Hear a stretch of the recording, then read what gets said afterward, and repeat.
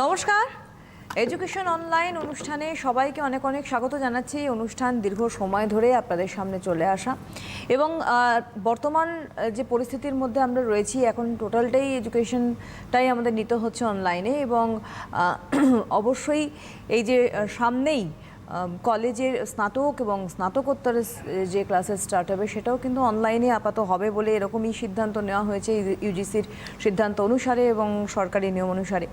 তো সেই হিসাবকে মাথায় রেখে আমরা বহুদিন ধরে এডুকেশন অনলাইন অনুষ্ঠানটা নিয়ে আসছি। বিভিন্ন বিষয়ের উপরে আমরা আলোচনা করি এবং সেই অনুসারে ওপারে অনেক স্টুডেন্টস তোমরা অপেক্ষা করে থাকো এবং সেভাবে নোট ডাউন করো। আজকে আমাদের বিষয়বস্তু একাদশ শ্রেণীর জন্য অর্থনীতি আজকে বিষয়বস্তু এবং অর্থনীতির নিয়ে আলোচনা চলবে। একাদশ শ্রেণী যারা তোমরা রয়েছো রেডি হয়ে যাও এবং এই অনুষ্ঠানটা কিন্তু তোমরা ইউটিউবে আফটার প্রোগ্রাম দেখতে পাবে, এটা আপলোড হয়ে যাবে। আমাদের সঙ্গে রয়েছেন মাননীয় শিক্ষিকা লিপিকা বিশ্বাস, লেকটাউন গার্লস হাই স্কুল। অনেক অনেক স্বাগত ম্যাডামকে অনুষ্ঠানে আসার জন্য। নমস্কার। আর রয়েছেন আপনারা গার্জিয়ানস যারা রয়েছেন এবং তোমরা স্টুডেন্টস যারা রয়েছো, তোমাদের আজকে অর্থনীতির যা যা দিক, অর্থনীতির সমস্যা এবং অর্থনৈতিক ব্যবস্থার ওপর আমরা থাকছি। যা প্রশ্ন তোমাদের থাকছে অবশ্যই তোমরা ম্যাডামকে জিজ্ঞাসা করতে পারো। আমাদের সরাসরি কথা বলার ফোন নাম্বার দেখতে পাবে, এক্ষুনি যাবে সরাসরি কথা বলা ফোন নাম্বার দেখতে পাচ্ছ, যাচ্ছে দুটো মোবাইল নাম্বার যাচ্ছে 9062206209 এবং 9051112792। এই দুটো এই মুহূর্তে সরাসরি কথা বলার নাম্বার, তোমরা ফোন করতে পারো। ম্যাডামের কাছে সরাসরি যাব। অর্থনৈতিক সমস্যা, অর্থনৈতিক ব্যবস্থা নিয়ে আজকে থাকছেন আপনি ম্যাডাম। হ্যাঁ, আমি আগে একদিনকে এসেছিলাম 2 সেপ্টেম্বর, সেদিন আমি ফার্স্ট চ্যাপ্টারটা বুঝিয়েছিলাম। তো ওই জন্য আজকে আমি second chapter economic problems and economic system অর্থাৎ অর্থনৈতিক সমস্যা এবং অর্থনৈতিক ব্যবস্থা এই চ্যাপ্টারটার উপরেই আমি আলোচনা করব। একদম, আমরা প্রথম প্রশ্নে যাব, তাই তো? প্রথম প্রশ্ন যাচ্ছে, কোনো দেশের অর্থনৈতিক ব্যবস্থার মৌলিক সমস্যা বলতে কি বোঝায়? আমি কোয়েশ্চেনটা দিচ্ছি স্ক্রিনে। কোনো দেশের অর্থনৈতিক ব্যবস্থার মৌলিক সমস্যা বলতে কি বোঝো, যেটা দেখছো নাম্বার 1 কোয়েশ্চেন। হ্যাঁ, পল স্যামুয়েলসনের মতে কোনো অর্থনীতির মৌলিক সমস্যা হলো 3টি মূল প্রশ্নের সমাধান করা। সেই 3টি মূল প্রশ্ন কি না, 1 নম্বর প্রশ্ন হলো যে কোনো দেশে কোনো দ্রব্য সামগ্রী কতটা পরিমাণে উৎপাদন করা হবে, কোন কোন দ্রব্য সামগ্রী উৎপাদন করা হবে এবং কতটা পরিমাণে উৎপাদন করা হবে। সেকেন্ড প্রশ্নটা কি, যে কিভাবে বা কোন পদ্ধতির সাহায্যে দ্রব্য সামগ্রী উৎপাদন করা হবে। থার্ড হলো কাদের জন্য দ্রব্য সামগ্রী উৎপাদন করা হবে। এই হচ্ছে 3টে মূল প্রশ্ন এবং এই 3টে মূল প্রশ্নের সমাধান করাই হচ্ছে অর্থনীতির সমস্যা, মৌলিক সমস্যা। এবার প্রথম প্রশ্ন যেটা আমি বললাম যে কোন কোন দ্রব্য সামগ্রী উৎপাদন করা হবে এবং কতটা পরিমাণে উৎপাদন করা হবে, এই সমস্যাটা কেন দেখা দিচ্ছে? এটা হচ্ছে যে কোনো দেশেই উৎপাদনের উপকরণগুলোর যোগান সীমিত, তাই সেই সীমিত উপকরণের সাহায্যে সমস্ত দ্রব্যকেই যথেষ্ট পরিমাণে বা ইচ্ছামতো উৎপাদন করা যায় না। তাই দেশকে স্থির করতে হয় কোন দ্রব্য সামগ্রী উৎপাদন করা হবে এবং কতটা পরিমাণে দ্রব্য সামগ্রী উৎপাদন করা হবে। সেকেন্ড কোশ্চেন আমি যেটা বললাম, যে সমস্যাটার কথা আমি বললাম যে কিভাবে বা কোন পদ্ধতি অবলম্বন করে উৎপাদন করা হবে। এক্ষেত্রে দুটো পদ্ধতি আছে। একটাকে বলা হয় লেবার ইন্টেন্সিভ মেথড অর্থাৎ শ্রম নিবিড় পদ্ধতি, আর একটাকে বলা হয় ক্যাপিটাল ইন্টেন্সিভ মেথড। আমি একটু বোর্ড ইউজ করি। বোর্ডে করবেন তো? আমরা দেখিয়ে দেব, ম্যাডাম তোমাদের দেখাচ্ছে। 1 নম্বর হচ্ছে, দাঁড়ান পেনটা সিলেক্ট করে দিই, নিন। Labour intensive method. তোমরা কিন্তু পয়েন্টসগুলো নোট করো, যেভাবে ম্যাডাম দিচ্ছেন তোমরা নোট করো। আমি ইংলিশ টার্মগুলো বলছি কারণ তোমাদের ইংলিশ টার্মগুলো মুখস্থ রাখতে হবে, সাথে সাথে আমি বাংলাটা মুখে বলে যাচ্ছি।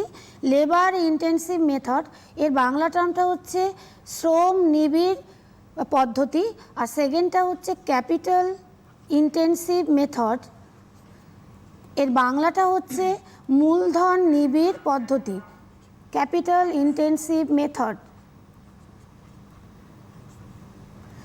এবার লেবার ইন্টেন্সিভ মেথড বা শ্রম নিবিড় পদ্ধতি কোন দেশগুলো অবলম্বন করবে, এটা হচ্ছে একটা সমস্যা।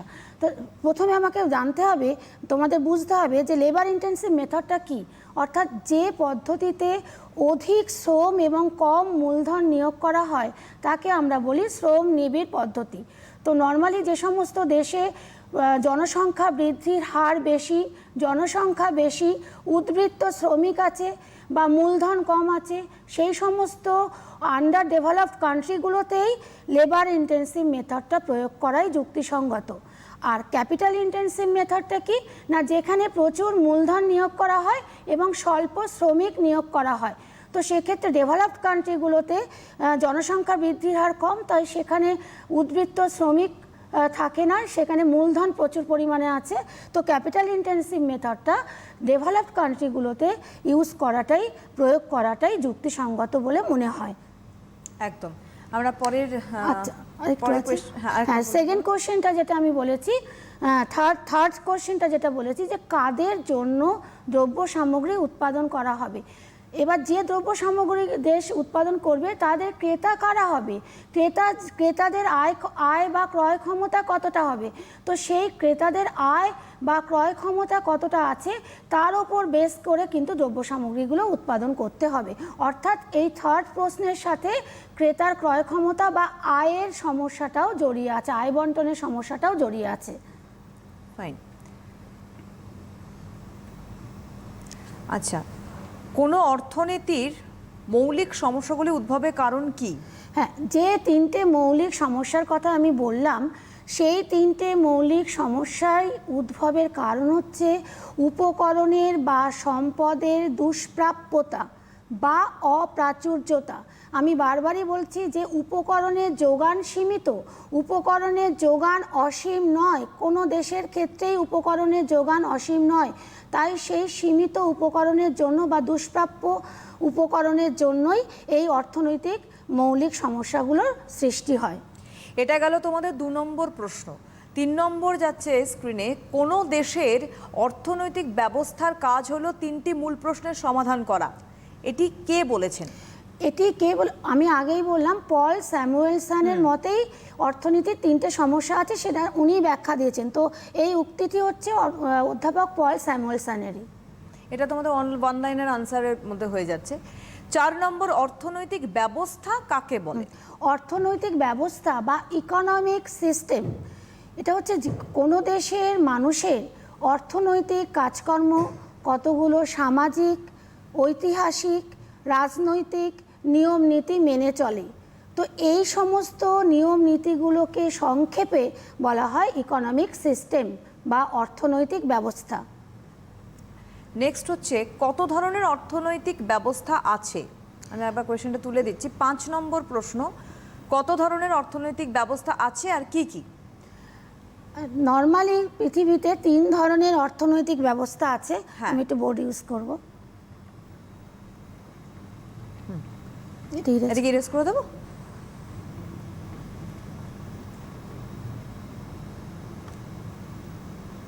তাহলে তোমাদেরকে দেখাবেন ম্যাডাম। পেনটা সিলেক্ট করে দিই। ইকোনমিক সিস্টেমকে আমরা 3 ভাগে ভাগ করি।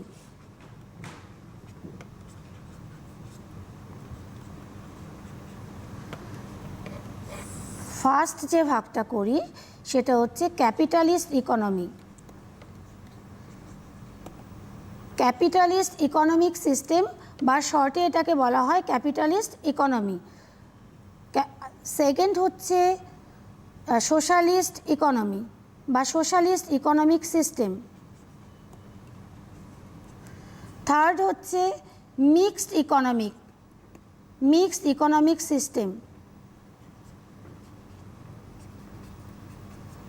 বা মিক্সড ইকোনমি। এই 3টে ভাগে আমরা ভাগ করি। এবার ক্যাপিটালিস্ট ইকোনমির বাংলা টার্ম হচ্ছে ধনতান্ত্রিক অর্থনীতি বা ধনতান্ত্রিক অর্থব্যবস্থা।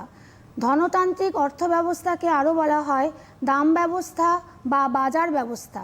তাই এই ধনতান্ত্রিক অর্থনীতি বলতে আমরা দাম ব্যবস্থা বা বাজার ব্যবস্থাকেও বুঝি।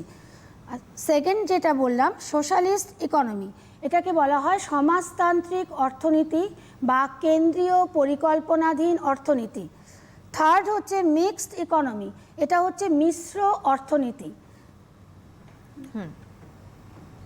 নেক্সট যাব আমরা। 3টে পয়েন্টস অলরেডি আলোচনা হলো, এবার 6 নম্বর, এটা ক্যাপিটালিস্ট ইকোনমি যেটা বললেন এক্ষুনি ম্যাডাম, ধনতান্ত্রিক অর্থব্যবস্থা কাকে বলে?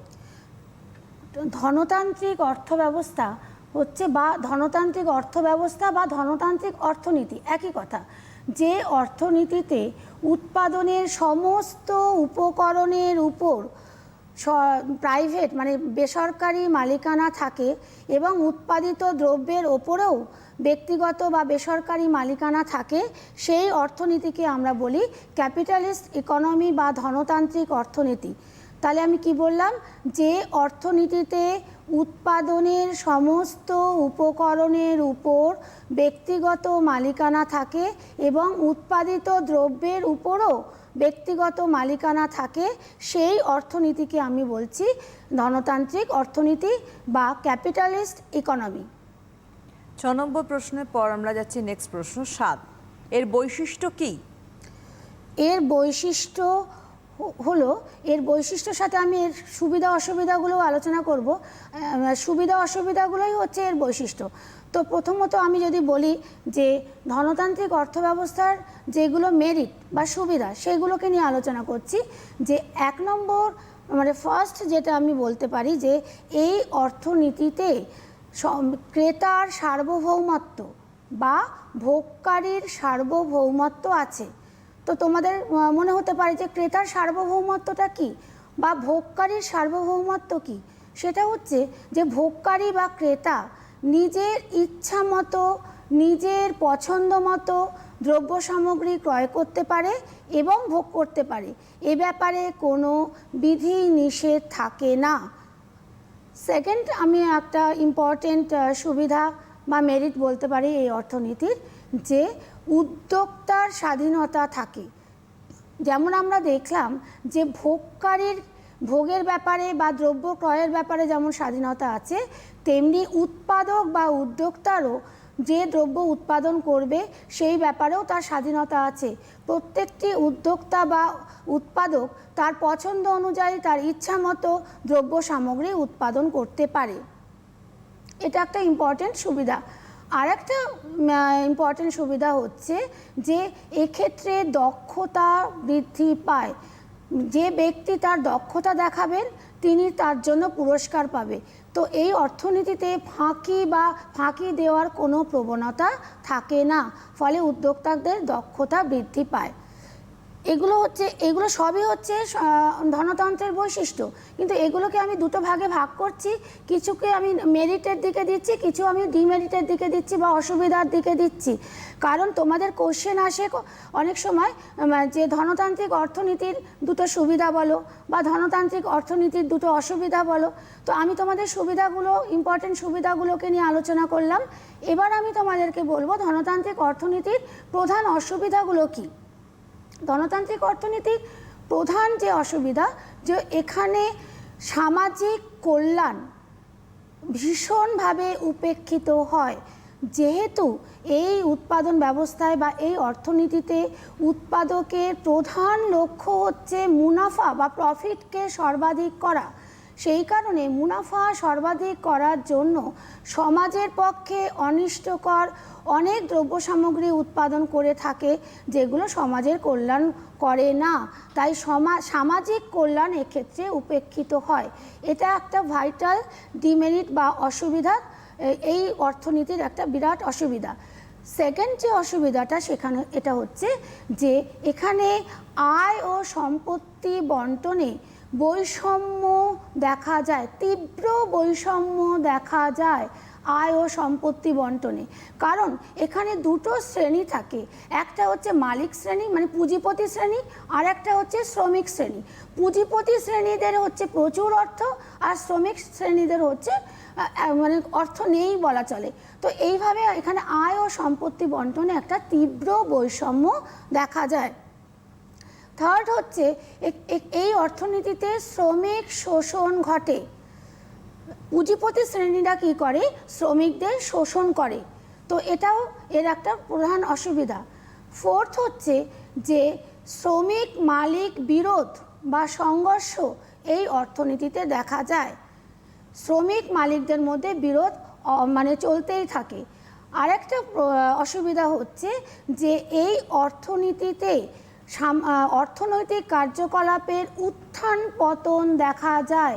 এই উত্থান পতন যে ঘটছে এটাকে বলা হয় বাণিজ্য চক্র, ট্রেড সাইকেল, বাণিজ্য চক্র।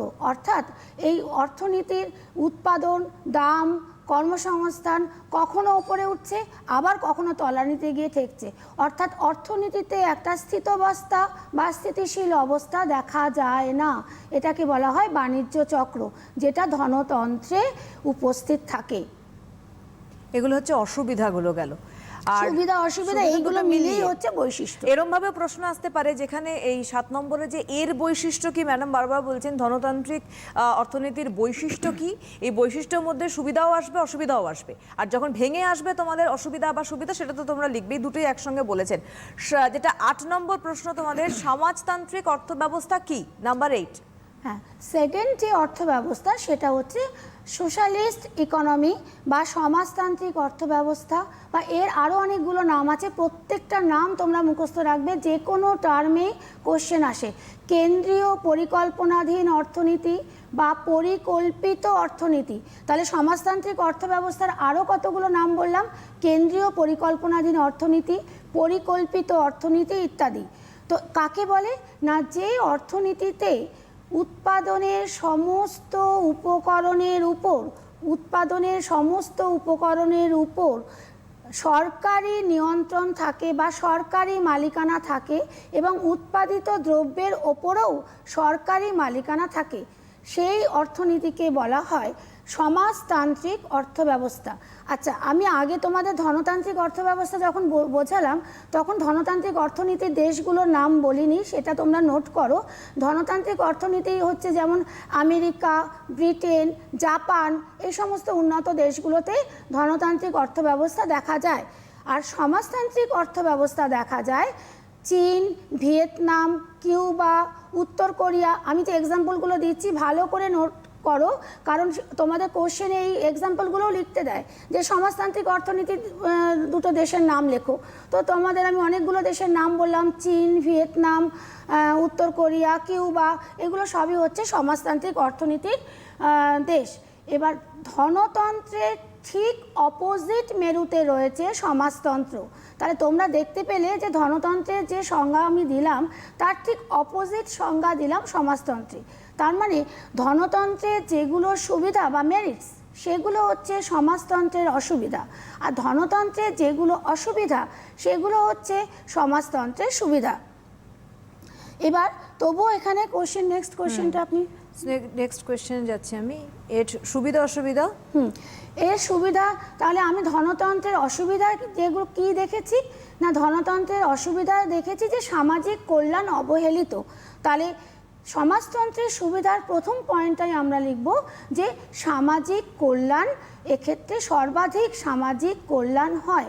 কারণ এই সমাজতন্ত্রে অর্থনীতির প্রধান উদ্দেশ্য শুধু মুনাফা সর্বাধিক করা নয়, সামাজিক কল্যাণ সাধন করাও এর প্রধান উদ্দেশ্য। তো এটা গেল একটা প্রধান সুবিধা। দ্বিতীয়ত হচ্ছে যে এই অর্থনীতিতে আয় ও সম্পত্তি বন্টনে ধনতন্ত্রের মতো অত বৈষম্য দেখা যায় না। মোটামুটি আয় ও সম্পত্তি বন্টনে একটা সমতা থাকে। তৃতীয়ত, এই অর্থনীতিতে শ্রমিক শোষণ ঘটে না, যেটা ধনতন্ত্রে ঘটেছিল। আমি কিন্তু দুটো অর্থনীতির মধ্যে মানে কম্পেয়ার করে পড়াচ্ছি, কারণ দুটো অর্থনীতির মধ্যে পার্থক্যও তোমাদের লিখতে দেয়। তো তোমরা বুঝতে পারছো যে একটা অর্থনীতি এই ধনতন্ত্রের ঠিক অপোজিট মেরুতে সমাজতন্ত্র রয়েছে, এবং তোমাদেরকে আমি সেটাই বোঝানোর চেষ্টা করছি দুটো অর্থনীতির মধ্যে পার্থক্যগুলো কী।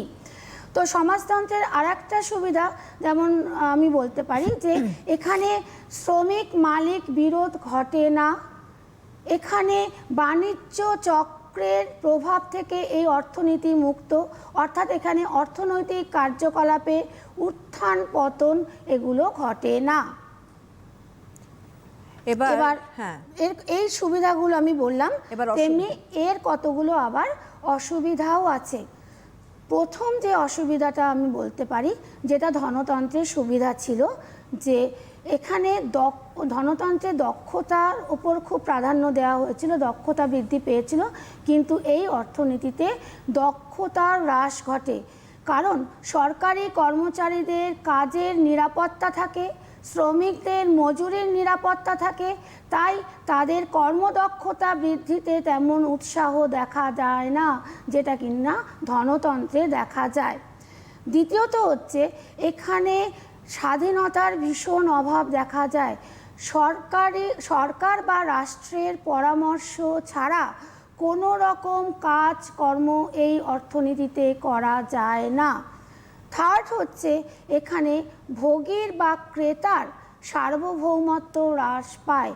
ভোগী বা ক্রেতা তার নিজের পছন্দ মতো দ্রব্য সামগ্রী ক্রয় করতে বা ভোগ করতে পারে না, সব কিছুতেই রাষ্ট্রের নির্দেশ প্রয়োজন হয়।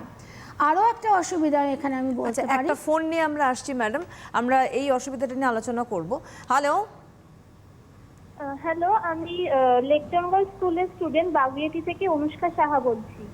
আচ্ছা আচ্ছা, লেকটন গার্লসের স্টুডেন্ট তাই তো? হ্যাঁ হ্যাঁ, বলো।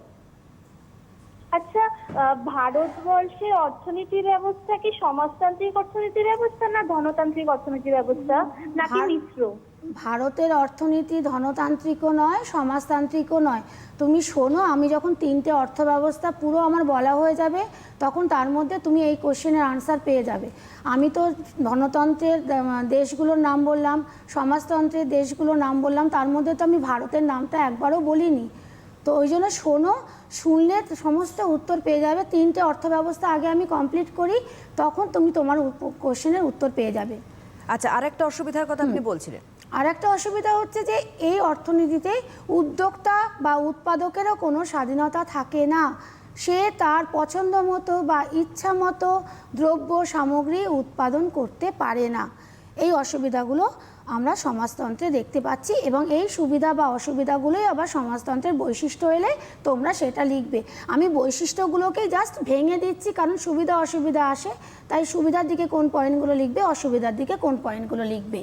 আচ্ছা, এবার নাম্বার 10, 10 নম্বর প্রশ্ন তোমরা স্ক্রিনে পাবে। মিশ্র অর্থনীতি কাকে বলে? হ্যাঁ, আমি লিখেছিলাম মিক্সড ইকোনমি। এই যে আমি দেখিয়ে দিই, যেটা ম্যাডাম লিখেছিলেন, মিক্সড ইকোনমি। মিক্সড ইকোনমি বা ধনতান্ত্রিক মিশ্র অর্থনীতি। মিশ্র অর্থনীতি হচ্ছে ধনতন্ত্র এবং সমাজতন্ত্রের সংমিশ্রণ।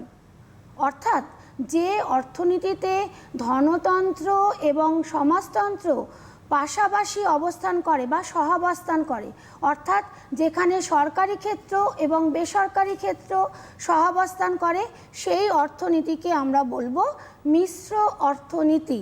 যেমন ভারতবর্ষ হচ্ছে মিশ্র অর্থনীতির দেশ। এবার নেক্সট, তোমার উত্তরটা তুমি পেয়ে গেলে। তুমি ফোন করেছিলে যে ভারতবর্ষ কোন অর্থনীতির দেশ, মিশ্র অর্থনীতির দেশ কিন্তু বলে দিয়েছেন ম্যাডাম। এবং পরে 11 নম্বর প্রশ্নের এটারই প্রশ্ন, ভারতকে মিশ্র অর্থনীতির দেশ বলা হয় কেন? নাম্বার 11।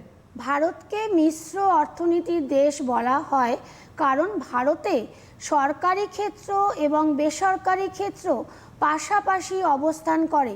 যেমন যদি আমরা দেখব যে ইস্পাত উৎপাদন করছে টাটা কোম্পানি, আবার ইস্পাত উৎপাদনে সরকারও অগ্রণী ভূমিকা নিচ্ছে।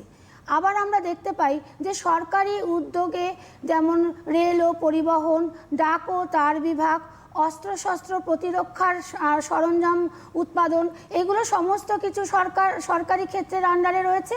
আবার দেখা যাচ্ছে যে বেসরকারি ক্ষেত্রে যেমন কৃষিকাজ, কৃষিকর্ম, তারপরে হচ্ছে ফলমূল আহরণ, এই সমস্ত কাজগুলোও হচ্ছে, মৎস্য চাষ, এগুলোও বেসরকারি ক্ষেত্রে রয়েছে। তো আমরা দেখতে পাই যে সরকারি স্কুলগুলো যেমন রয়েছে, আবার পাশাপাশি বেসরকারি স্কুলগুলোও এখানে রয়েছে, আবার সরকারি হসপিটালগুলো যেমন রয়েছে তেমনি পাশাপাশি বেসরকারি হসপিটালগুলোও রয়েছে। তো এরকম একাধিক এক্সাম্পল রয়েছে যে ভারতে একই সাথে সরকারি ক্ষেত্র এবং বেসরকারি ক্ষেত্র সহাবস্থান করছে। এই কারণে ভারতকে মিশ্র অর্থনীতির দেশ বা মিক্সড ইকোনমিক সিস্টেম বা মিক্সড ইকোনমি বলা হয়। নাম্বার 12, 12 নম্বর প্রশ্ন হচ্ছে মিশ্র অর্থ ব্যবস্থার সুবিধা ও অসুবিধাগুলি কি কি? ওই বৈশিষ্ট্যগুলোকে আমি সুবিধা অসুবিধায় ভাগ করি। তো মিশ্র অর্থ ব্যবস্থার সুবিধার মধ্যে আমি বলতে পারি যে এটা একটা আদর্শ অর্থ ব্যবস্থা। কেন আমি মিশ্র অর্থনীতিকে আদর্শ অর্থ ব্যবস্থা বলছি? কারণ এটা যেহেতু ধনতন্ত্র এবং সমাজতন্ত্রের সংমিশ্রণ, তাই ধনতন্ত্রের যে গুণগুলো আছে সেগুলো এই অর্থনীতিতে দেখা যায়। যেমন এই অর্থনীতিতে দক্ষতা দেখা যায়, স্বাধীনতা দেখা যায়, উদ্যোক্তার ভোগকারী সার্বভৌমত্ব দেখা যায়, বা উৎপাদকের দক্ষতা দেখা যায়। এই গুণগুলো যেমন এই অর্থনীতিতে দেখা যায়, তেমনি আবার সমাজতন্ত্রের যে গুণগুলো আছে সেগুলো যেমন আয় ও সম্পত্তি বন্টনের সমতা, সামাজিক কল্যাণ ইত্যাদি যে গুণগুলো আমি আলোচনা করেছি সেই গুণগুলোও এই অর্থনীতিতে দেখা যায়। তাই জন্য আমরা মিশ্র অর্থনীতিকে আদর্শ অর্থনীতি বলে গণ্য করি। আচ্ছা, এর আরও একটা সুবিধা আছে মিশ্র অর্থনীতির, যে কল্যাণকর রাষ্ট্র স্থাপনে জন্য মিশ্র অর্থনীতির ভূমিকা রয়েছে। কারণ এখানে রাষ্ট্রের মানে দেশবাসীর কল্যাণের দিকটাকেও প্রাধান্য দেওয়া হয়, তাই কল্যাণমূলক রাষ্ট্র স্থাপনেও মিশ্র অর্থ ব্যবস্থার এই সুবিধাটা রয়েছে। এবার আমি মিশ্র অর্থ ব্যবস্থার অসুবিধা যেটা বলবো সেটা হচ্ছে যে এই অর্থ ব্যবস্থাটাকে অনেক অর্থনীতিবিদ ব্যঙ্গ করে বা উপহাস করে এটাকে খিচুড়ি ব্যবস্থা বলেছেন। এটাকে খিচুড়ি ব্যবস্থা বলেছেন। খিচুড়ি ব্যবস্থা কেন বলেছেন? না, এদিকে বলা হচ্ছে যে মিক্সড ইকোনমি হচ্ছে ধনতন্ত্র ও সমাজতন্ত্রের সংমিশ্রণ, কিন্তু ধনতন্ত্র এবং সমাজতন্ত্র দুটো সম্পূর্ণ পরস্পর বিরোধী মতাদর্শ। তোমাদের আমি আগেই বললাম ধনতন্ত্রের ঠিক অপোজিট মেরুতে রয়েছে সমাজতন্ত্র। তাই ধনতন্ত্র এবং সমাজতন্ত্র যেহেতু দুটো পরস্পর মতবিরোধী দুটো অর্থনীতি, তাই তাদের সংমিশ্রণে যে অর্থনীতি তৈরি হচ্ছে সেই অর্থনীতি একটা খিচুড়ি ব্যবস্থা। উপহাস করে অর্থনীতিবিদরা ওই জন্য মিশ্র অর্থনীতিকে খিচুড়ি ব্যবস্থা বলে অভিহিত করেছেন। সেকেন্ড একটা ইম্পর্টেন্ট অসুবিধা এই অর্থনীতির, সেটা হচ্ছে এখানে সম্পদের অপচয় ঘটে। কিভাবে সম্পদের অপচয় ঘটে? না, বেসরকারি ক্ষেত্রের উৎপাদকদের সঙ্গে সরকারি ক্ষেত্রের উৎপাদকদের একটা অসম প্রতিযোগিতা শুরু হয়।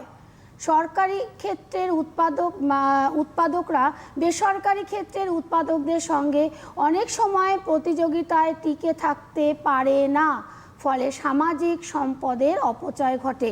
তো এটা হচ্ছে মিশ্র অর্থব্যবস্থার একটা বড় অসুবিধা।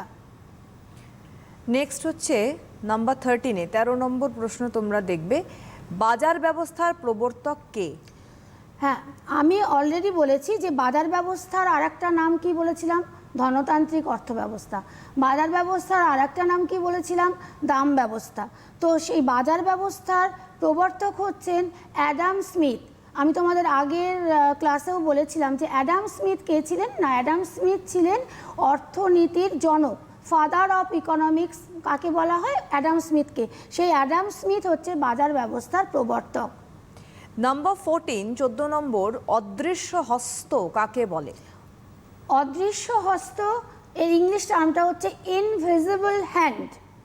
এটা খুব মন দিয়ে বোঝো। অ্যাডাম স্মিথই বাজার ব্যবস্থা বা দাম ব্যবস্থাকে অদৃশ্য হস্ত বলেছেন। এবং কেন বলেছেন? বাজার ব্যবস্থা দাম ব্যবস্থার মাধ্যমে তার সমস্ত অর্থনৈতিক কার্যকলাপগুলো স্বয়ংক্রিয়ভাবে বা আপনা আপনিভাবে করে থাকে। কি স্বয়ংক্রিয়ভাবে বা আপনা আপনিভাবে, কখনো বাইরে থেকে তাকে ফোর্স করা হচ্ছে না, যেন স্বয়ংক্রিয়ভাবেই সমস্ত কাজকর্মগুলো, অর্থনৈতিক কাজকর্মগুলো হয়ে যাচ্ছে। দাম ব্যবস্থায় কি করছে, উৎপাদন, ভোগ, বন্টন, এই যে কাজগুলো আছে এগুলো যেন অদৃশ্য হস্তের অঙ্গুলি সংকেতের মাধ্যমে করে থাকছে।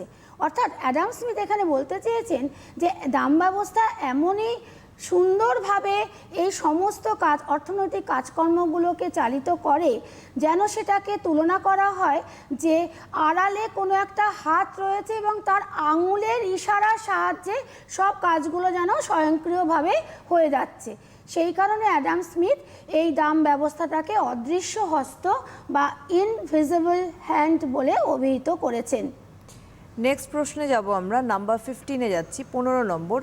মালিকানা অনুযায়ী সম্পত্তি বা দ্রব্যকে কত ভাগে ভাগ করা যায় ও কি কি? মালিকানা অনুযায়ী আমরা আপনার একটা সম্পত্তি, প্রশ্নও রয়েছে এখানে। হ্যাঁ বলুন আগে তাহলে হ্যাঁ, আপনি প্রশ্নটা। দেখতেও পাবেন। নাম্বার 15, মালিকানা অনুযায়ী সম্পত্তি বা দ্রব্যকে কত ভাগে ভাগ করা যায় ও কি কি? কোনো একটা প্রশ্ন আছে বললেন? হ্যাঁ, না এটাই আচ্ছা, এটাই বলুন। মালিকানা অনুযায়ী দ্রব্য বা সম্পত্তিকে আমরা দুভাগে ভাগ করতে পারি, একটু লিখি। আমরা দেখব, আবার ম্যাডাম তোমাদেরকে দেখাবেন। এটাকে আমি এটাকে ইরেজ করে দিচ্ছি।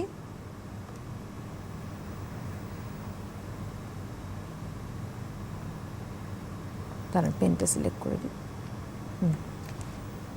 1 নম্বর হচ্ছে পাবলিক প্রপার্টি,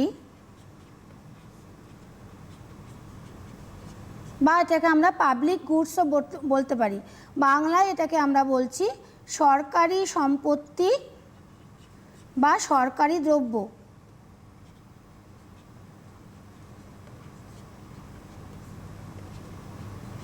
পাবলিক প্রপার্টি বা পাবলিক গুডস, সরকারি সম্পত্তি বা সরকারি দ্রব্য। সেকেন্ড হচ্ছে প্রাইভেট প্রপার্টি, বা এটাকে আমরা বলতে পারি ব্যক্তিগত দ্রব্য বা ব্যক্তিগত সম্পত্তি। বাংলায় এটাকে আমরা বলতে পারি ব্যক্তিগত দ্রব্য বা ব্যক্তিগত সম্পত্তি। প্রাইভেট প্রপার্টি বা প্রাইভেট গুডস, ব্যক্তিগত সম্পত্তি বা ব্যক্তিগত দ্রব্য।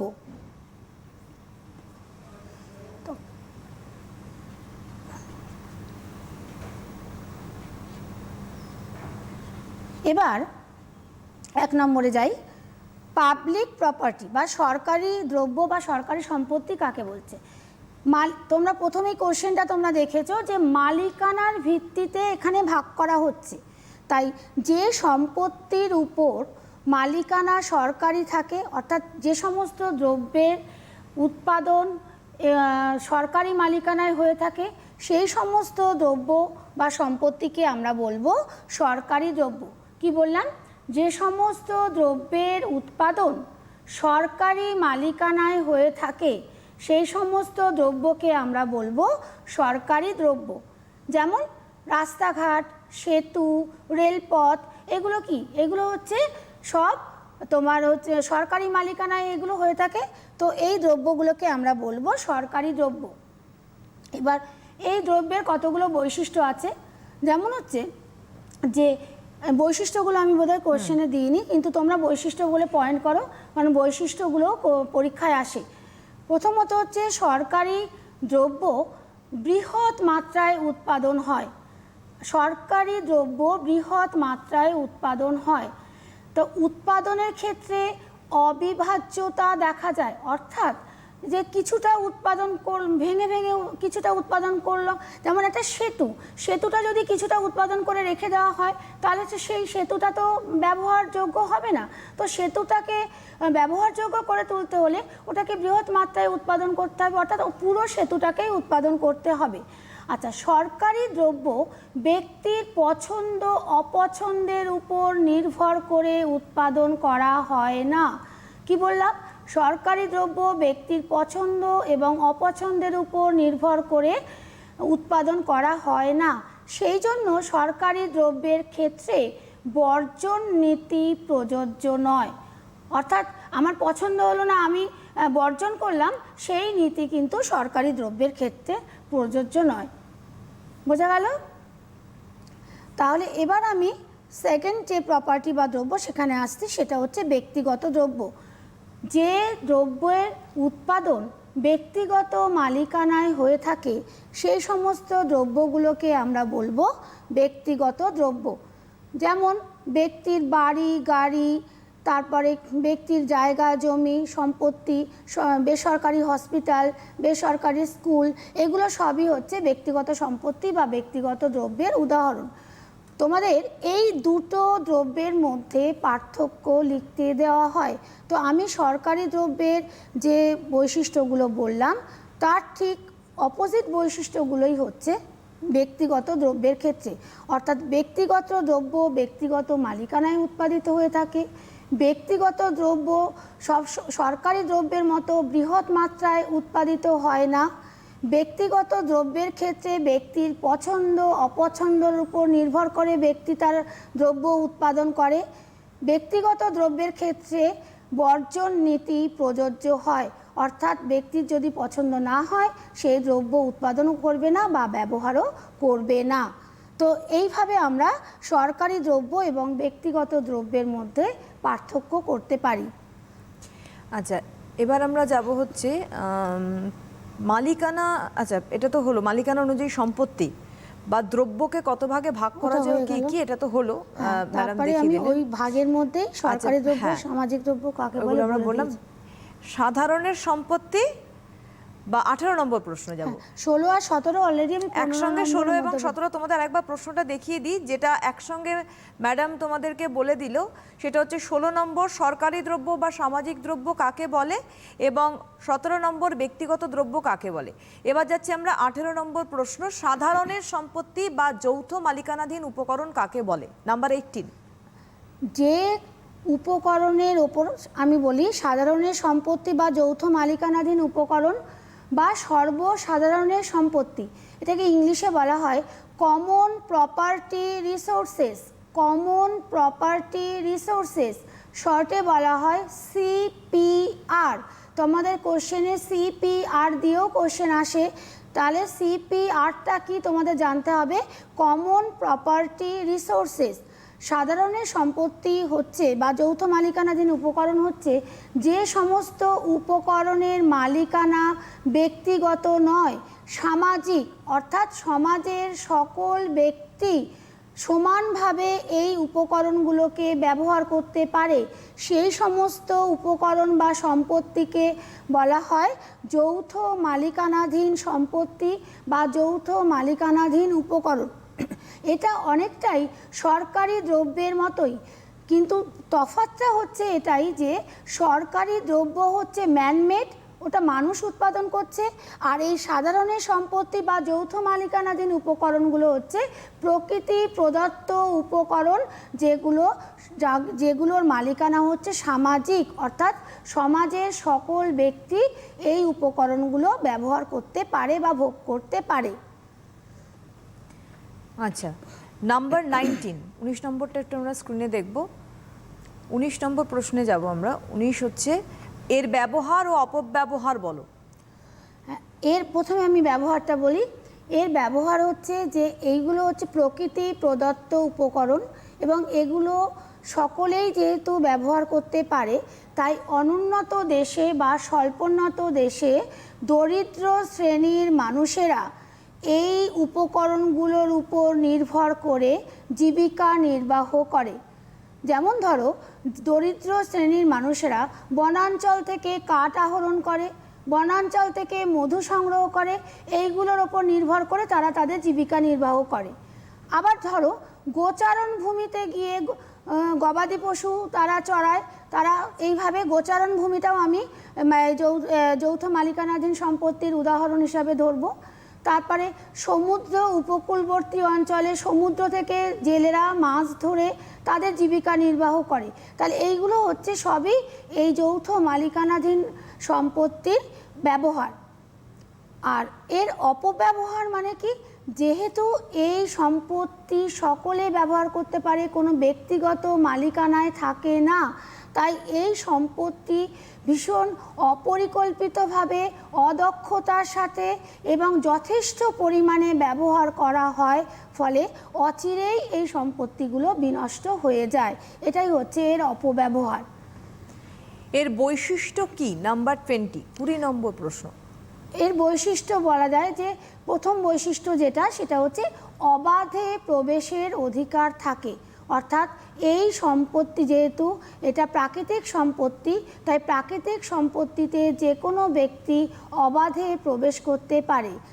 এটা হচ্ছে প্রধান বৈশিষ্ট্য। দ্বিতীয়ত হচ্ছে প্রতিদ্বন্দ্বীহীনতা, অর্থাৎ ভোগের ক্ষেত্রে কোনো প্রতিদ্বন্দ্বিতা থাকে না। একজনের ভোগের ফলে আর একজনের ভোগ কমে না। যেহেতু এই সম্পত্তি মালিকানা সামাজিক, অর্থাৎ সমাজে সকলেই ভোগ করতে পারে, তাই ভোগের ক্ষেত্রে কোনো প্রতিদ্বন্দ্বিতা দেখা যায় না। 21 নম্বর প্রশ্ন, নাম্বার 21, সাধারণ সম্পত্তি বিয়োগান্তক পরিণতি বা সর্বসাধারণের দুঃখ কাকে বলে? এটা হবে সাধারণ সম্পত্তির বিয়োগান্তক পরিণতি, সম্পত্তির, এটা হবে, যাই আচ্ছা, হোক, সম্পত্তি, হ্যাঁ, বা সর্বসাধারণের দুঃখ, যাই বলুক। তোমরা ইংলিশ টার্মটা মুখস্থ রাখবে, ট্র্যাজেডি অফ কমন্স, সর্বসাধারণের দুঃখ। এর ইংলিশ টার্মটা মুখস্থ রাখবে, কারণ বাংলায় অনেকভাবে আসে, কিন্তু ইংলিশটা তোমরা যদি দেখে নাও তাহলে তোমরা বিভ্রান্ত হবে না, সুবিধা হবে। তাই ইংলিশ টার্মটা সবসময় মুখস্থ করবে, ট্র্যাজেডি অফ কমন্স। আচ্ছা, আমরা উত্তরে আসবো। একজন বন্ধু বোধহয় চলে এসেছেন। হ্যালো, হ্যাঁ, বলুন। নমস্কার। আপনি বলছি বংশগত রোগ কি কি? স্বাভাবিক নয়, বংশগত রোগ কি কি? আচ্ছা, কি কি নাম? মুক্তেশ্বর ভূঁইয়া। শুনতে পাচ্ছি না, একটু না জোরে হবে। মুক্তেশ্বর ভূঁইয়া, কোথা থেকে? শিলিগুড়ি। হ্যাঁ, কি প্রশ্ন করা হলো শুনতে পাইনি। বংশগত রোগ কি কি? শোনা যাচ্ছে মিউট করুন। না গো, তোমাকে আর একটু জোরে বলতে হবে। জোরে, তুমি রিসিভারটা। বংশগত রোগ কি কি? বংশগত রোগ কি কি? বংশগত রোগ কি কি? না না, তুমি অর্থনীতির উপর প্রশ্ন বংশগত রোগ কি কি? আমরা বুঝতে পারছি না। যাই হোক, তুমি শুনতে থাকো। আমার মনে হয় তুমি বুঝতে নয় অসুবিধা করেছো, আর নয় আমরা তোমার শব্দ বুঝতে পারছি না। যাই হোক, আমরা যেখানে ছিলাম ওখানেই যাব। সাধারণ সম্পত্তির বিয়োগান্তক পরিণতি বা সর্বসাধারণের দুঃখ কাকে বলে, এই প্রশ্নের উত্তরে যাচ্ছিলেন ম্যাডাম, আমরা সেখানেই যাই। হ্যাঁ, আমি যখন বললাম সাধারণ সম্পত্তির অপব্যবহার, ওইখানেই কিন্তু সাধারণ সম্পত্তির বিয়োগান্তক পরিণতিটা বলা হয়ে গেছে। তবুও আমি আরেকবার বলি, এটা খুব ইম্পর্টেন্ট কোয়েশ্চেন, তোমাদের প্রায় প্রতি বছরই আসে, যে এই যে সাধারণ সম্পত্তিগুলোর মালিকানা, যেহেতু সমাজের সকলেই এর মালিকানা, মানে সামাজিক মালিকানা সকলেই ভোগ করে, তাই দক্ষতার সঙ্গে বা পরিকল্পিতভাবে এই সম্পত্তিগুলো ভোগ করে না। তাই অচিরেই এই সম্পত্তিগুলো নষ্ট হয়ে যায়। তাই জন্য যে দরিদ্র শ্রেণীর মানুষেরা এই সম্পত্তির উপর ভিত্তি করে তাদের জীবিকা নির্বাহ করে থাকে, তো এই সম্পত্তিগুলো যখন নষ্ট হয়ে যায় তাদের দুঃখ দুর্দশা তখন আরও বেড়ে যায়। এটাকেই বলা হচ্ছে সর্বসাধারণের দুঃখ বা সাধারণ সম্পত্তির বিয়োগান্তক পরিণতি, ট্র্যাজেডি অফ কমন্স। তোমাদের আমি একটু যদি এক্সাম্পল দিয়ে বোঝাই তাহলে তোমাদের বুঝতে সুবিধা হবে। যেমন ধরো যে একটা বড় হ্রদ, সেখানে মাছ রয়েছে প্রচুর, তো সেটা যদি, ওই হ্রদটা যদি ব্যক্তিগত মালিকানায় থাকতো, তাহলে সেই ব্যক্তি কী করতো, পরিকল্পিতভাবে দক্ষতার সঙ্গে সেই হ্রদ থেকে মাছ তুলতো। যেমন ধরো যে খুব ছোট মাছ সেখান থেকে ধরতো না, বা মাছগুলোর যখন ডিম পাড়ার সময় হয়েছে তখন সেখান থেকে তুলতো না। তবে মাছ ধরতো, কিন্তু পরিকল্পিত উপায়, যাতে সেটা সেই হ্রদ থেকে মাছ শেষ না হয়ে যায়। কিন্তু যেহেতু এটা সামাজিক মালিকানা, অর্থাৎ সমাজের সকলেই সেই হ্রদটা ব্যবহার করছে, তো তারা যথেচ্ছ পরিমাণে সেখান থেকে মাছ তুলে নিচ্ছে। এরকমভাবে ভাবনা চিন্তাই করছে না, পরিকল্পনাই করছে না যে একদিন হ্রদ থেকে মাছ সমস্ত নিঃশেষ হয়ে যেতে পারে, তখন আর তারা সেখান থেকে জীবিকা নির্বাহ করতে পারবে না। তেমনি আমরা একটা গোচারণ ক্ষেত্রের কথাও বলতে পারি, যে একটা গোচারণ ক্ষেত্র যদি কোনো ব্যক্তির মালিকানায় থাকে, সেখানে সে অল্প গবাদি পশু চড়াবে, তো সেটা দীর্ঘদিন ধরে চলবে। কিন্তু সেটা যখন সামাজিক মালিকানায় চলে আসছে, সমাজের সকল ব্যক্তি কী করছে, প্রচুর পরিমাণে গবাদি পশু সেখানে চড়াচ্ছে, ফলে অচিরেই সেই গোচারণ ক্ষেত্রটা বিনষ্ট হয়ে যায়, তখন তাদের দুঃখ দুর্দশার আর শেষ থাকে না। সেই জন্যই এটাকে বলা হচ্ছে এই যে ট্র্যাজেডি অফ কমন্স বলা হচ্ছে, এটা বলেছিলেন অধ্যাপক হিগিন্স। তোমরা নামটাও মনে রেখো যে অধ্যাপক হিগিন্স এই সাধারণ সম্পত্তির এই অপরিকল্পিত ব্যবহারের ফলে যে তাদের দুঃখ দুর্দশা বেড়ে যাচ্ছে, এটাকে সর্বসাধারণের দুঃখ বলে অভিহিত করেছেন অধ্যাপক হিগিন্স। আচ্ছা, আমরা নেক্সটে যাব, তবে তার আগে আমি একটু সবাইকে বলে দেবো যে আজকের যেহেতু বিষয়বস্তু ইকোনমিক্স অর্থাৎ অর্থনীতি, একাদশ শ্রেণীর জন্য আজকে অর্থনীতি নিয়ে আমরা আলোচনা করছি। এই বিষয়ের উপরে ম্যাডাম রয়েছেন। যারা তোমরা একাদশ শ্রেণীর ছাত্রছাত্রী রয়েছে, তোমাদের যদি এই বিষয়ের উপর কোনো প্রশ্ন থাকে স্পেসিফিক্যালি, সেগুলো অবশ্যই করতে পারো। এখানে রয়েছেন ম্যাডাম উত্তর দেওয়ার জন্য, অবশ্যই কিন্তু উনি উত্তর দেবেন। আর তোমরা প্রশ্নগুলো মিলিয়ে নাও। আবারও বলছি, অনুষ্ঠান শেষে কিন্তু ইউটিউবে এটা আপলোড হয়ে যাবে, তোমরা দেখতে পাবে। নাম্বার 22, 22 নম্বর প্রশ্ন, উন্নত অর্থনীতি কাকে বলে? নাম্বার 22। হ্যাঁ, উন্নত অর্থনীতি বা ডেভেলপড ইকোনমি, যে অর্থনীতিতে বা এখানে উন্নত অর্থনীতি আর উন্নত দেশ হচ্ছে একই কথা বলে নিই। তো যে অর্থনীতি বা যে দেশের মানুষের মাথাপিছু আয় খুব বেশি, সেই দেশকে বা সেই অর্থনীতিকে আমরা বলি ডেভেলপড ইকোনমি বা উন্নত অর্থনীতি। যেমন আমেরিকা, জাপান, কানাডা, ব্রিটেন, এইগুলো সমস্ত হচ্ছে উন্নত অর্থনীতির দেশ। তাহলে আমরা কিসের ভিত্তিতে কোনো অর্থনীতি উন্নত বা কোনো অর্থনীতি অনুন্নত সেটা আমরা এখানে বিচার করব? সেটা হচ্ছে দেশের মানুষের মাথাপিছু আয়ের ভিত্তিতে, এবং উন্নত অর্থনীতিতে দেশের মানুষের মাথাপিছু আয় খুব বেশি থাকে। আচ্ছা, অনুন্নত নাম্বার 23, অনুন্নত বা স্বল্পোন্নত অর্থনীতি কাকে বলে? 23 নম্বর প্রশ্ন। 23 আর 24 কোশ্চেন দুটো একই, একসঙ্গে আমি তাহলে তুলছি কোয়েশ্চেনটা। 23 এবং 24 এই হচ্ছে অনুন্নত স্বল্পোন্নত অর্থনীতি কাকে বলে, এবং 24 নম্বর উন্নয়নশীল অর্থনীতি কাকে বলে। আমরা অর্থনীতিকে দুটো দিকে আমরা একটা সাইডে রাখছি উন্নত অর্থনীতি আর ডেভেলপড ইকোনমি, আর একটা সাইডে আমরা রাখছি আন্ডার ডেভেলপড ইকোনমি। সেখানে আমি ওগুলোকে বলছি অনুন্নত বা স্বল্পোন্নত বা ডেভেলপিং অর্থাৎ উন্নয়নশীল।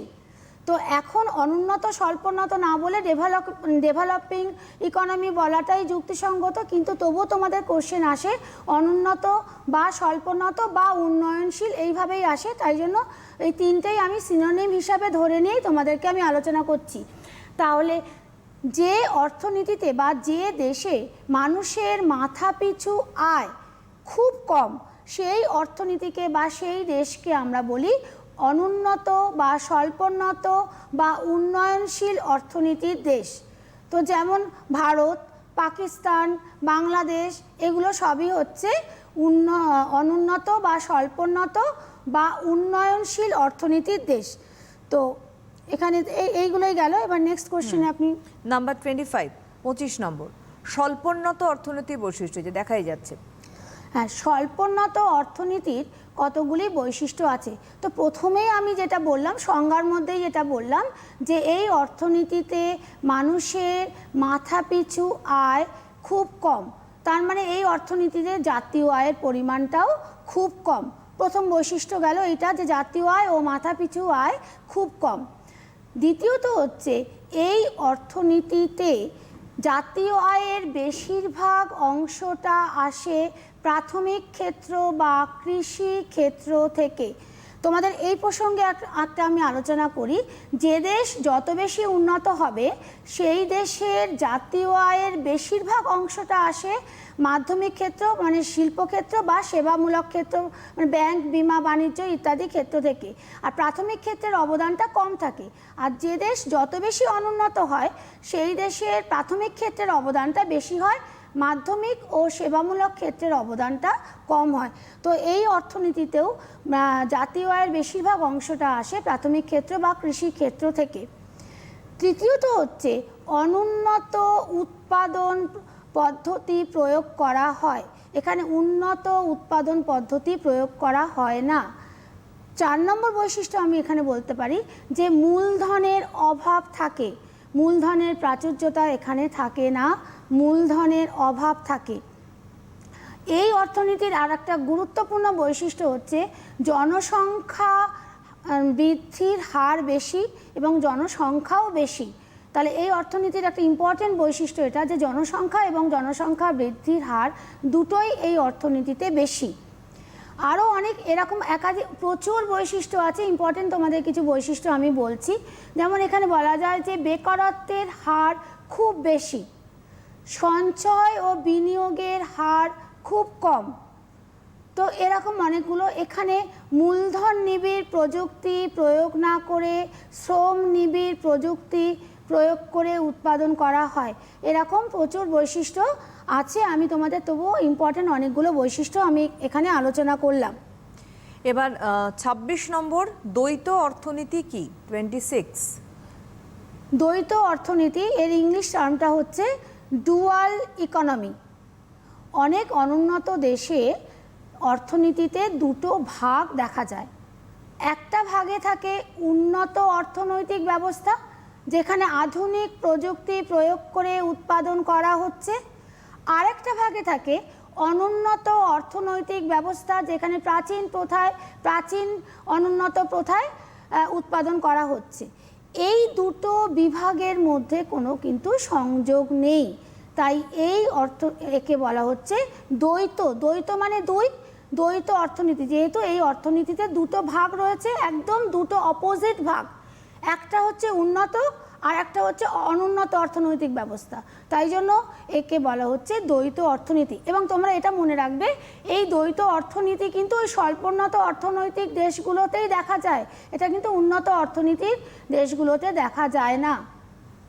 নাম্বার 27, 27 নম্বর, উন্নত অর্থনীতি আর অনুন্নত অর্থনীতির মধ্যে পার্থক্য। আমি অলরেডি উন্নত অর্থনীতি অনুন্নত অর্থনীতির মধ্যে পার্থক্যগুলো যখন আমি বললাম, ওই অনুন্নত অর্থনীতির বৈশিষ্ট্য সেখানেই কিন্তু বলা হয়ে গেছে। তবু আমি আরেকবার বলি যে উন্নত অর্থনীতিতে মাথাপিছু আয় বেশি, অনুন্নত অর্থনীতিতে মাথাপিছু আয় খুব কম। উন্নত অর্থনীতিতে জনসংখ্যা বৃদ্ধির হার কম, কিন্তু অনুন্নত অর্থনীতিতে জনসংখ্যা বৃদ্ধির হার বেশি। উন্নত অর্থনীতিতে মূলধনের প্রাচুর্য থাকে, অনুন্নত অর্থনীতিতে মূলধনের স্বল্পতা দেখা যায়। উন্নত অর্থনীতিতে বেকারত্বের হার কম থাকে, অনুন্নত অর্থনীতিতে বেকারত্ব তীব্র আকার নেয়। এরকমভাবে যে বৈশিষ্ট্যগুলো আমি বললাম, সময়ও শেষ হয়ে এসেছে, আমাকে আরও অনেক কিছু বোঝাতে হবে। এইগুলো হচ্ছে তাদের মধ্যে পার্থক্য। 28 নম্বর, বিভিন্ন অর্থনৈতিক ব্যবস্থা কিভাবে অর্থনীতির মৌলিক সমস্যাগুলির সমাধান করে? আমি তোমাদের 3টে অর্থনৈতিক ব্যবস্থার কথা বলেছি। প্রথমে বলেছি ধনতন্ত্র। তাহলে ধনতন্ত্রের যে 3টে মৌলিক সমস্যা আছে, সেগুলো বাকি অর্থনৈতিক ব্যবস্থাগুলোরও সেই 3টে সমস্যা আছে। তো কিভাবে এই সমাধান করা হয়? ধনতন্ত্রে আমি অলরেডি যখন অদৃশ্য হস্ত বোঝালাম তখন বলেছি যে অ্যাডাম স্মিথ বলেছেন যে দাম ব্যবস্থার মাধ্যমেই ধনতন্ত্রের সমস্ত অর্থনৈতিক সমস্যাগুলোর সমাধান করা হয়। দাম ব্যবস্থা সেখানে একমাত্র হাতিয়ার যে কিনা অর্থনৈতিক সমস্ত 3টে সমস্যারই সমাধান করে থাকে দাম ব্যবস্থা। এবার আসি সমাজতন্ত্রে।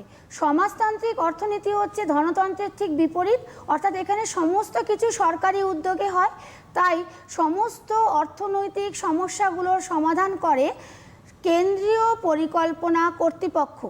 সমাজতন্ত্রে কেন্দ্রীয় পরিকল্পনা কর্তৃপক্ষ থাকে, যে কিনা অর্থনীতির সমস্ত সমস্যাগুলোর সমাধান করে। থার্ড হচ্ছে মিশ্র অর্থনীতির সমস্যাগুলো কিভাবে সমাধান হয়। মিশ্র অর্থনীতিতে আমরা দেখেছি ধনতন্ত্র আছে এবং সমাজতন্ত্র আছে, দুটো সংমিশ্রণ। তো যেখানে প্রাইভেট সেক্টর রয়েছে, মানে বেসরকারি ক্ষেত্র রয়েছে, সেখানে অবশ্যই ধনতন্ত্রের মতো দাম ব্যবস্থার মাধ্যমে সমস্ত সমস্যাগুলোর সমাধান করা হবে। আর যেখানে পাবলিক সেক্টর রয়েছে, সরকারি ক্ষেত্র রয়েছে, সেখানে কেন্দ্রীয় পরিকল্পনা কর্তৃপক্ষ থাকবে, সেই কর্তৃপক্ষ সমস্ত সমস্যাগুলোর সমাধান করবে। আচ্ছা, তোমাদের আমি নেক্সট কোশ্চেনে যাওয়ার আগে, আমি সময়ও শেষ হয়ে এসছে, আমি তোমাদের একটা কথা বলি যে এই চ্যাপ্টার থেকে তোমাদের 2 মার্কসের কোশ্চেন আসবে, আর 1 নম্বরের MCQ আসবে একটা, আর হচ্ছে 1 নম্বরের SAQ আসবে একটা। তো আমি সমস্ত চ্যাপ্টারটাই তোমাদের আলোচনা করলাম। এবার এর ওপরে কেমনভাবে এমসিকিউ আসে বা কেমনভাবে এসএকিউ আসে তার জাস্ট একটা করে এক্সাম্পল আমি তোমাদের দেখিয়ে দেবো যে কোশ্চেনে কেমনভাবে থাকে এটা। আচ্ছা, 29 নম্বর, নিচের কোনটি সরকারি দ্রব্য নয়? স্ক্রিনে দেখব নিচের কোনটি সরকারি দ্রব্য নয়। এক হচ্ছে রাস্তাঘাট ও সেতু, খ হচ্ছে প্রশাসন, গ খাদ্যদ্রব্য, ঘ প্রতিরক্ষা।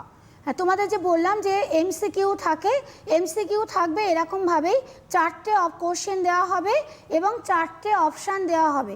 কোশ্চেনে রয়েছে কোনটি সরকারি দ্রব্য নয়। তা তোমরা দেখো এতে মানে কয়ে রয়েছে রাস্তাঘাট ও সেতু, ক্ষয়ে রয়েছে প্রশাসন, গয়ে খাদ্যদ্রব্য, ঘয়ে প্রতিরক্ষা। তাহলে এই 4টের মধ্যে আমরা দেখতে পাচ্ছি যে গ খাদ্যদ্রব্য এটা সরকারি দ্রব্য নয়, এটা হচ্ছে ব্যক্তিগত দ্রব্য। তাহলে তোমাদের তখন অপশান নাম্বার লিখতে হবে গ। নেক্সট হচ্ছে সত্য বা মিথ্যা লেখো, ট্রু ফলস। হ্যাঁ, তোমাদের যে এসএকিউ বললাম সেই এসএকিউ বেশিরভাগ সময়ে তোমাদের ট্রু ফলস লিখতে দেয়, একটা সেন্টেন্স তুলে দেয়, দিয়ে বলে ট্রু ফলস, সত্য না মিথ্যা লেখো, বা শূন্যস্থান পূরণ দেয়। আমি এখানে যেমন একটা সেন্টেন্স বলছি যে অর্থনীতিবিদ অ্যাডাম স্মিথ মুনাফা প্রক্রিয়াকে অদৃশ্য বস্তু বলেছেন। এটা সত্য না মিথ্যা? আমি কি বলেছি যে অর্থনীতিবিদ অ্যাডাম স্মিথ দাম ব্যবস্থা বা দাম মুনাফা প্রক্রিয়াকে অদৃশ্য হস্ত বলেছেন বা অদৃশ্য হাত বলেছেন, কিন্তু এখানে বলা হচ্ছে অদৃশ্য বস্তু বলেছেন। তাহলে এই স্টেটমেন্টটা সত্য নয়, এটা হচ্ছে ফলস বা মিথ্যা। এটা একটা এক্সাম্পল স্বরূপ বলেছেন। যেহেতু কোশ্চেনের প্যাটার্নটা এই চ্যাপ্টারের ওপর আমি আলোচনা করলাম, 2 নম্বরের কোশ্চেনগুলো বললাম, 1 নম্বরেরও 2টো কোশ্চেন আসে, এমসিকিউ এবং এসএকিউ। সুতরাং আমি আমাদের তো যদিও 30টা মতো প্রশ্ন এখানে আলোচনা হয়েছে, মোটামুটি সময় এখনো রয়েছে। তোমাদের যদি কোনো প্রশ্ন করার থাকে তোমরা অবশ্যই প্রশ্ন করতে পারো, কারণ যে চ্যাপ্টারটা আজকে আলোচনা করলেন এবং সর্বসাকুল্যে কত নাম্বার হতে পারে তোমাদের সেই প্যাটার্নটা বলে দিলেন এবং ধরনটা বলে দিলেন ম্যাডাম। আচ্ছা, ওদের যদি কোশ্চেন না থাকে আমি আরেকটু তাহলে পরে বলুন। হ্যাঁ, আচ্ছা, তোমাদের কোশ্চেন থাকলে তোমরা করো, তা না হলে যেহেতু সময় আছে আমি আরেকটু পড়াচ্ছি। এই যে আমি বারবার বলছি যে দাম ব্যবস্থার মাধ্যমে ধনতন্ত্রের সমস্ত সমস্যাগুলোর সমাধান হয়। এবার তোমাদের এই দাম ব্যবস্থাটাকে বুঝতে হবে যে দাম ব্যবস্থাটা কি।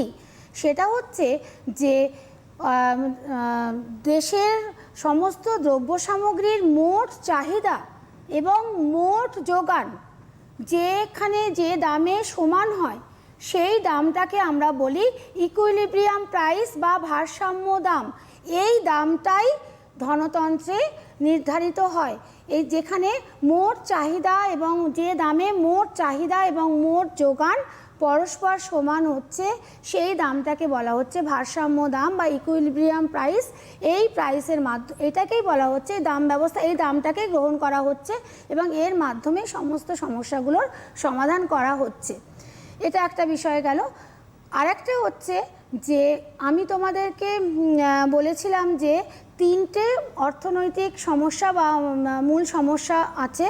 তো ওই 3টে সমস্যা সমাধানের জন্য কতগুলো সামাজিক লক্ষ্য পূরণেরও প্রয়োজন হয়।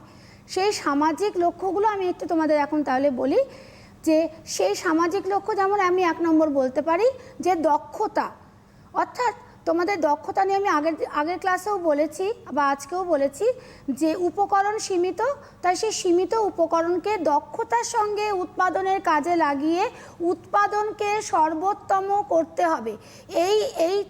এই লক্ষ্যটা যদি পূরণ করতে পারা যায় তাহলে কিন্তু সমস্যার একটা সমাধান হতে পারে।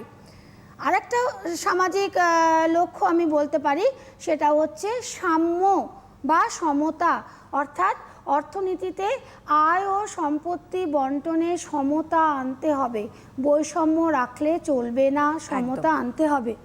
আমাদের হাতের সময় শেষ, তবে একটা কথা বলবো যে আজকে ম্যাডাম ভীষণ সুন্দরভাবে স্বচ্ছভাবে আমাদের কিন্তু তোমাদের প্রত্যেকে এই চ্যাপ্টারটার সম্বন্ধে বলেছে এবং ইন ডিটেলসে ইনসাইড কোয়েশ্চেন্স কীভাবে আসতে পারে, কতটা ভাগ হতে পারে সেটাও বলেছে। তোমরা এই অনুষ্ঠানটাই ইউটিউবে আজকে দেখতে পাবে, আজকে ডেট দিয়ে, এবং তোমাদের কোনো অবশ্যই প্রশ্ন থাকলে তার থেকে আনসার তোমরা পেয়ে যাবে। অনেক ধন্যবাদ জানাবো ম্যাডামকে আবারও, এবং ধন্যবাদ তোমাদের জানিয়ে আপনাদের জানিয়ে বিদায় নিচ্ছি।